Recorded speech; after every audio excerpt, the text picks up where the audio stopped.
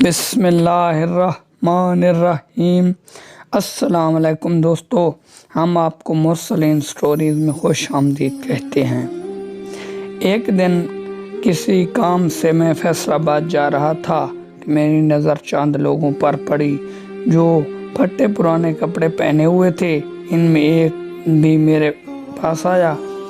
دیکھنے میں وہ بالکل ٹھیک لگ رہا تھا۔ وہ میرے پاس آ کر رونے لگا کہ صاحب جی کچھ مدد کر دیں، میں بیکاری نہیں ہوں، حالات سے مجبور ہو گیا ہوں، مجھے بڑا ترس آیا۔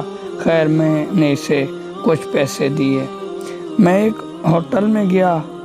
ابھی میں ہوٹل میں بیٹھا ہی تھا، ایک شخص فون پر کسی سے پیسوں سے متعلق بات کر رہا تھا۔ جب میں نے قریب جا کر دیکھا تو وہی شخص تھا جس نے تھوڑی دیر پہلے مجھ سے بھیک مانگی تھی۔ اب مجھے بڑا غصہ آیا کہ میں گھر سے نکلا، کسی کام سے کار پہ تھا۔ میں فیصل آباد کے بس سٹاپ کے پاس رکا۔ میری نظر چند لوگوں پر پڑی جو پرانے سے کپڑے پہنے ہوئے، برا حال، بدحال سی شکل، یوں لگ رہا تھا جیسے نہ جانے کتنے درد لیے جی رہے ہیں۔ بال بکھرے، پھٹے کپڑے، ننگے پاؤں۔ اتنے میں ایک بھکاری میری کار کے دروازے کو کھٹکانے لگا۔ میں اس کے چہرے کی جانب دیکھ رہا تھا۔ وہ مجھے پیسوں کے لیے اشارہ کر رہا تھا۔ دیکھنے میں بالکل ٹھیک تھا، لیکن پھر بھی میرے دل میں رحم پیدا ہوا۔ اللہ کے ڈر سے ڈر رہا تھا۔ میں اگر آج کار میں ہوں تو اللہ کی رحمت ہے۔ شیشہ نیچے کیا، بڑی معصوم سی شکل بنا کر بولا، صاحب جی بہت مجبور ہوں، کچھ مدد کر دیں، میں بیکاری نہیں ہوں، مجھے حالات نے بیکاری بنا دیا ہے، جیسے اس کی آنکھوں میں آنسو آ گئے ہوں۔ صاحب جی اللہ آپ کو مزید کامیابی دے، اللہ آپ کو خوش رکھے، مولا آپ کو دنیا کی ہر خوشی نصیب کرے، لاچار غریب کی مدد کر دیں، صاحب جی بہت مجبور ہوں۔ میں جذباتی ہو گیا، 100 کا نوٹ اسے تھمایا، دیتے ہی ہوئے چلا گیا۔ میں اتنے میں ہوٹل میں میٹنگ کے لیے جانا تھا۔ میرے شوز پالش نہیں تھے، شوز کچھ گندے تھے۔ اچانک میری نظر گئی، ایک بہت پیارا سا لڑکا سڑک کے کنارے دھوپ میں بیٹھا جوتے پالش اور مرمت کر رہا تھا۔ پاس ہی اس نے کچھ کتابیں لکھی ہوئی تھیں، شاید پڑھائی بھی کرتا۔ میں جلدی سے اس کے پاس گیا۔ میں نے کیا جلدی سے جوتے پالش کر دیں۔ اس نے جلدی سے میرے جوتے اتارے اور پالش کرنے لگ گئے۔ وہ پریشان سا تھا، لیکن ہم بہت بے حس لوگ ہیں، بھلا کہاں کسی کی مجبوری سمجھتے ہیں۔ اس لڑکے نے جوتے پالش کیے۔ میں نے پوچھا، ہاں بیٹا کتنے پیسے ہوئے؟ ان کا مسکرا کر بولا، صاحب جی 30 روپے دے دو۔ میں چلانے لگا، کاکا خیر تو ہے نا، میں نے جوتے پالش کرائے ہیں، نئے نہیں لیے، جو اس کے دیکھو لوٹ مچا رکھی ہے، 10 روپے لینے ہیں تو لے جائیں۔ لڑکا خاموش ہو گیا، آہستہ سے بولا، صاحب جی آپ کا جو دل چاہے دے دیں۔ میں نے 20 روپے تھمائے اور چلا گیا۔ میں جب اپنے کولیگ کے ساتھ میٹنگ کر رہا تھا تو مجھے ایک آواز سنائی دی۔ مجھے یوں محسوس ہوا یہ آواز میں نے سنی ہوئی ہے۔ کہیں مڑ کر دیکھا، ایک شخص شاید اپنی معشوقہ سے فون پہ بات کر رہا تھا۔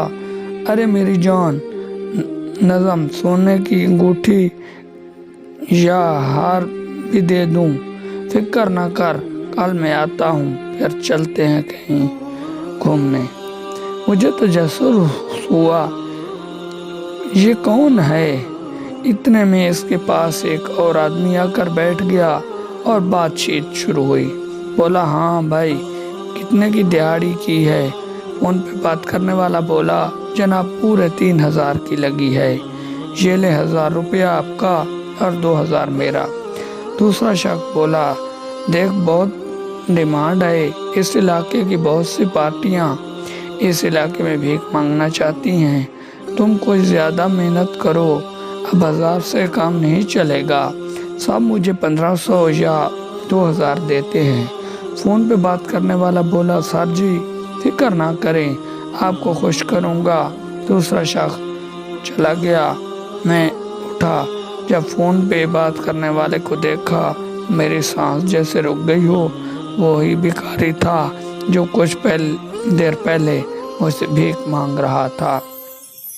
अपनी मजबूरी के रो रहा था। बड़े होटल में बैठा अपनी मशूका से बात कर रहा था। मैंने मुस्कुरा कर पूछा, बेटा जूते आप कब से मुरम्मत कर रहे हो? मेरी तरफ देखकर बोला, साहब जी 8 माह से। मैंने वजह पूछी। कहने लगा, मेरे बाबा फौत हो गए, 1 साल हुआ है। मैं यूनिवर्सिटी में पढ़ता भी हूँ। मैं 5 बहनों का इकलौता भाई हूँ। बाबा यहाँ बैठे थे, अभी वही काम कर रहे हूँ। मैंने पूछा, कितने कमा लेते हो एक दिन में? बोला, साहब जी कभी 100, कभी 150 और कभी कुछ भी नहीं।